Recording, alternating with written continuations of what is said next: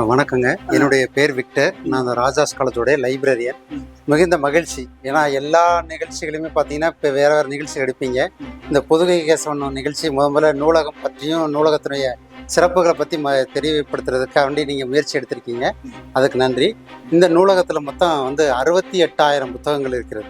இது மிக பழமையான நூலகம். நம்முடைய நூலகத்துடைய சிறப்பு அம்சம் என்னென்னா, பழங்கால நூல்கள் இங்கே அருமையான பாதுகாக்கப்பட்டு வருகிறது. அதில் எல்லோரா அந்த சிற்பங்கள் பற்றின ஒரு நூல் நம்மள்கிட்ட இருக்குது. அதை கூட நம்ம இப்போ பாதுகாத்து வந்துகிட்டு இருக்கிறோம்.